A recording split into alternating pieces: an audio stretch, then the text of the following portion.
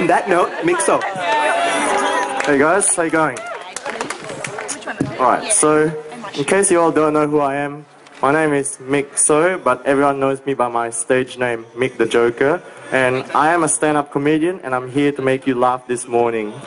So to everyone out there in Scarborough Beach, you're welcome to have a laugh as well. So, alright, so as many of you will know, the Cricket World Cup is on right now. So when the Aussies played Afghanistan at the Wacker this week, there was this Aussie fan who went to the game on the day his wife was due to give birth to their first child. So he rang up the hospital to check what was the progress like, but instead he accidentally pressed the Wacker's number and he asked, how's it going? And he said, good, we've got 3 out and we got another 7 to go. The last one was a duck. Why was 6 afraid of 7? Because 7, 8, 9. Okay. So, did you hear about the burglar who stole a calendar? No. He got 12 months. Alright. So, who here saw Les Miserables when he was here? Hands up if you did. It's a good play, wasn't it? Alright, so I went to Les Mis during the week, and for some reason, during the play, I farted so loud and 4 people turned around. It felt like being on The Voice. I'm just glad I wasn't sitting at the front. If not, Valjean would have been interrupted by some special sound effects. I'm joking. Anyways, before Les Miserables, I was having dinner at the Merrywell, and I could hear screaming coming from the kitchen. It was because the chefs were beating eggs, whipping cream, and battering the fish. Guys, disappointed. You know, every time before I go to bed, my blanket says to me, Mick, I've got you covered. Well, since we're here at the beach, I thought I'd come up with this one. What did the sea say to the sand? Nothing, it just... Nothing, it just waved.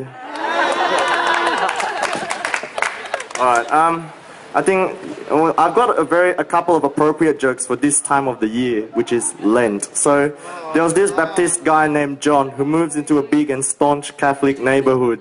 So, it was the first Friday of Lent, and everyone was having fish, but John was outside grilling a steak, and all the neighbors were very disappointed in him. So, they went to have a talk with him and successfully convinced him to become a Catholic. So, they took him to the priest, and he said, you were born a Baptist, you were raised a Baptist, and you're now a Catholic.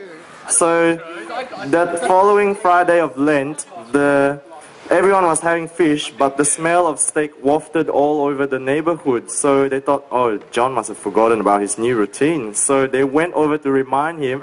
Just as they got to his place, they saw John sprinkling water on the steak. He said, you were born a cow, you were raised a cow, and you're now a fish.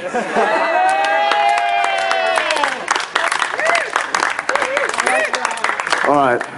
So there was this Irishman named Paddy. He moves into a town outside Dublin, and he walks into the bar there and he orders 3 beers. And after he finished them, he went back to the counter and he ordered another 3 beers.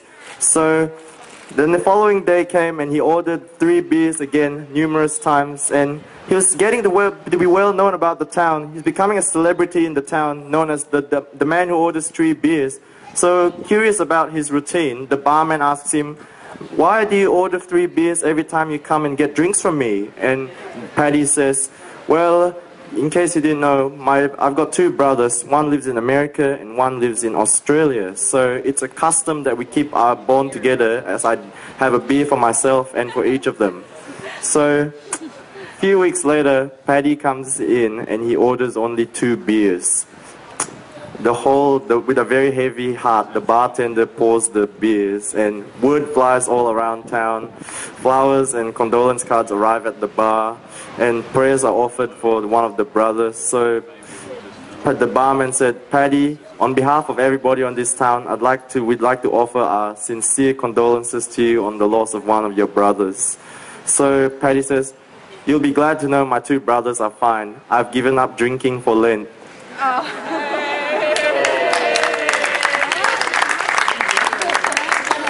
Well, last but not least, ladies and gentlemen, you know, if Adam and Eve are Chinese, this planet that we live in would be an absolute paradise.